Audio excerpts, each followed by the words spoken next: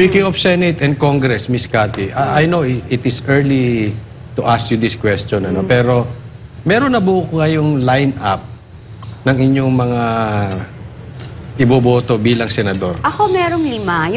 Yung bago sa akin. Kasi given na yan sila Senator Bongo, tsaka sila Bato, anybody. Ako gusto ko talaga, unang-unang senator ko talaga, nakikita nyo naman yan sa Facebook ko, si Congressman Marcoleta. Ayan.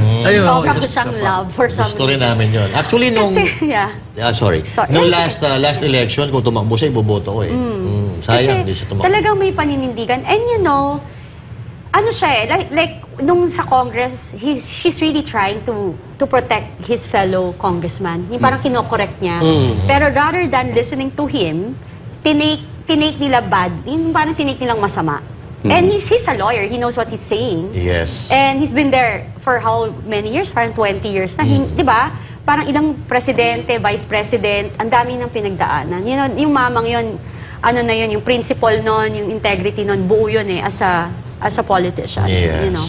At higit pa dun, ma'am, hindi biro yung ginawa ni Congressman Marcoleta. Yung tinatanong niya about sa 6 trillion. Oh, yes. Hindi biro yung kaya talagang bumilib din kami dun sa kay Congressman Marcoleta. May paninindigan. Then yung yung second ko is si yung second kong narinig si Doc Willie. Doc Willie. Yung Doc Willie. Ako naman, the reason why I want him, kasi nga, because of what's happening in PhilHealth.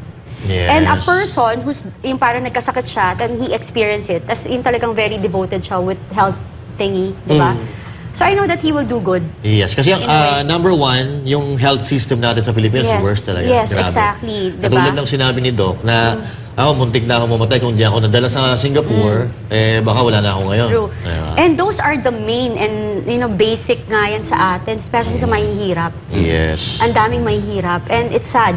Kaya nga yung budget natin, di ba, ang sabi nga na 45 billion lang ba kailangan para malibre na lahat, mabayaran na lahat. But rather doing that, kinuha nila yung fund na yun. Yung funds na yun, nilipat pa. Di ba, how can you do that to yung mahihirap, di ba? Tsaka ang problema, ma'am, yung sa health yun, di ba? Sa health. Pero bakit mo dadalhin sa bridge? Exactly. Sa tulay. So parang saan ka po, bakit? For what reason? Kasi ano yun ng tao para sa health. Dadalhin mo sa tulay. Tas yung third ko, yung nag-declare si Attorney Vic Rodriguez. Yes. Kasi yung si Pastor Kibuloy, nung may nangyayari sa KOJC, talagang sasabi ko, sana tumakbo siya. Tumakbo talaga siya kasi may boto siya. Ang dali lang manalo for para sa kanya. Tsaka marami siyang napanalo. Exactly. Ng mga kung kaya politiko. ipanalo yung mga iba, kaya niya panalo yung sarili niya. And he deserve it more than anybody else. Yes. You know? So, sa akin yun. Tapos yung pang ko nga, Pastor Kibuloy, yan, 5. Kong Marcoleta, Willie Ong, kasi sila yung nagpahayag agad eh. Tapos, kasi nalaman ko na lang si Pastor Kibuloy nung nasa siya, sa Manila Hotel. Na nagulat ako, tapos tumakbo pa nga ako. Di ba remember? Naiyak pa ako. So kulang pa. Marcoleta, Pastor Kibuloy. Hindi ka pa kumpleto. Attorney Vic. Kulang pa. Kulang pa. Yung isa ko, also si yung magre-represent din sa entertainment industry. Iniisip ko, si Jimmy Bondoc. The reason why, sabi nga nila, bakit siya? Di ba, hindi naman siya nakikibakaw. Sabi ko, secretly, tumutulong yan. Tapos second to that, sabi ko, kasi chinek ko rin naman, naghanda siya. Attorney siya ngayon. Nag-aral siya. ngayon. Hindi man, bagong lawyer man siya, pero at least, alam mo yun, tuloy-tuloy siyang mag-aaral about it. And you know that he has good intention kasi nag-aral siya eh. Tsaka mahirap yung ginawa niya, mama. Yung mag-aaral ka sa gabi, tapos magtatrabaho sa umaga. Kumbaga yung dedication mo nandun eh. What more pa kung magtatrabaho sa isang pupuntahan ko siya actually kasi gusto ko siyang kausapin. Gusto ko, I want to learn more about it. Ganun kasi ako. Ma'am. Kasi naging guest din namin. Napakatalino. Mag-request ka, ma'am, let me be the one. Punta tayo sa kanya. Punta tayo sa kanyang Idol ko yan si Attorney Jimmy Bondo. Kaso nung time na yon, wala ako dito nun eh. Kaya hindi ko siya nakita. Ay, pati rin ba ikaw? Kasi pangarap ko yan na makita ko siya. Kasi idol ko talaga. Nakasabi na yun, yung mga kais ko dati, na kumakanta talaga siya sa mga gatherings. Kasi si Coach Olic, magkakasama kami. But barkada niya ni Jimmy Bondo. So, bago tayo magtapos, ayaw man natin magtapos. Kailangan eh. Kulang na tayo sa oras. Pero, abangan ninyo. Part 2 kay Miss Cathy. Ayan. Pala desisyon na ako, no? Dinesisyon na ako. Banateras. Banateras. But anyway, bago tayo Walang magtapos, sweldo. I'm willing to Ayun. guys. baka, Para sa inyo. baka mayroon po kayong ma'am, last message sa ating mga kababayan. So, yun, abangan natin yung part 2, mga kaibigan, mga kababayan, dahil sa una pa lang, ang dami ng mga revelasyon na hindi natin napakinggan sa mga mainstream media, kundi dito lamang sa mga malulupit ng mga vloggers like Banateros. Yan sa mga umiidolo po sa inyo. At alam ko, marami ka ng fans sa Facebook. At yung mga abangan kay Miss Cathy. Iyan. Sige po, take it away, ma'am. Well, ako, ang hinihingi ko lang sa mamamayang Pilipino, again, maging matalino tayong pumili ng ating susunod na mga leader sa ating bansa. Para to sa kinubukasan ng ating pamilya at ating mga anak. And wag ho tayo magpapaniwala sa puro salita lamang. Dapat ho, makita natin sa kanilang gawain. And tingnan niyo ho kung may mga nagawa dyan sa lugar ninyo, ang inyong mga binotong leader.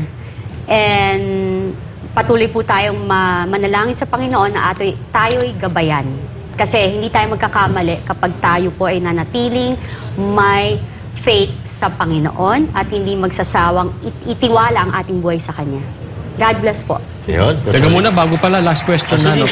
Meron pa hirit talaga. Meron pa pala. Hindi, kasi marami siyang pasabog patungkol sa mga gumagamit eh. Oo. At alam ko hindi naman siya tatakbo. Pero paano kung sakaling hamunin kanila? O sige, drug test tayo. Oo naman. Ngayon na. Ngayon diba? Kasi ako sabi ko nga, kailan yung nag-start yung lumabas ako? August. 3 months yan. Pag ngayon, August, September, October, November kayo nagpa-blood test, hindi na totoo yung blood test nyo. Kasi Wala na. nag-cleansing na kayo. Yes, hindi na yung Oo, gumagamit. hindi Kabisado na. ni Fake ma'am, yun, no? fake yun. Di ba? Dapat 3 on the months spot. yun. Kung On the kailan spot. kaniyaya, Dapat Bakit? Teka muna. Okay.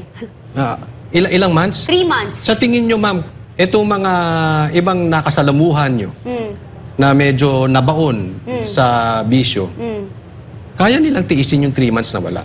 Hindi. Ang bilis na sagot eh. Hindi, kasi once you're a user and you, like, naging user ka, tumanda kang ganyan, user ka. Yun. Baka kaya takot sa drug test. Malamang. I guess. Oo, Diba? malamang. Or baka Jay? kaya mo kang namamaga, baka talaga nagki-cleansing dito. Anong namamaga? Di ba nakita niyo siya? Parang maga siya. Sino pa makeup artist niya? Parang ano? Maga siya. Manas. Manas. Sa Tagalog. Yun. Pero si Ma'am Cathy, obviously hindi gumagamit. Kasi kung ganyan kaganda gumagamit, gumamit na kayo. Oo. Kung ganito yung gagamit. Joke lang, huwag nyo gagawin yun ha. Say no to drugs. Yan. Nakakapangit, nakakabaho, nakakasama ng ugali. Tsaka nakakabobo. Hindi lang Nakakabobo. gagawin. Yun. Jay, baka may last message ka. Siguro na lang sa mga kababayan na lang natin na mas doblehin yung ating pag-iingat dahil may paparating na naman na bagyo na ang pangalan na si Kuting ay hindi pala ang pangalan ng bagyo na yun. Nakalimutan Leon. ko. Leon. Oo. Si Bagay. Butong. Maliit na maliit na Leon. Mag-ingat po kayo palagi at paalala lang po, no? Dumarating ang bangka pag wala ng bagyo. Salamat. Yun. Sinabi mo lang kagabi yan ha. Pero nagkamali ako eh. But anyway, Ngayon, perfect na. Ayan, sa Pwede mga... bang humabol? Sige. Okay. Sa mga tatakbo ngayong eleksyon, yung mga nakaupo dyan, lalo yung mga kongresista, nakakalabanin nyo, hanapin nyo na yung kanilang mga project at ilantad nyo sa mamamayang Pilipino nang hindi na sila iboto. Yan. But anyway, Master? sa akin naman, yung mga kababayan natin, long weekend po tayo, mag-iingat po tayo lahat. At kung may mga pupuntahan kayo, siguraduhin na yung mga dadaanan nyo ay walang baha para hindi po kayo ma-stranded. Mas maganda na yung nag-iingat kaysa yung nandun na tayo, mahirap yung nandun na tayo sa sitwasyon, stressful po yun. Tsaka, yung mga bahay po natin, huwag kakalimutan, ilak, yung mga switch, iano natin, baka bumaha. Yun lang. Basta, happy weekend po sa inyong lahat. Mag-iingat po tayo at magkita-kita po tayo sa susunod na live ng Banateros. Coach? Yung sa akin naman, yung mga kinuwento sa akin ni Miss Cathy, abangan nyo sa vlog ko.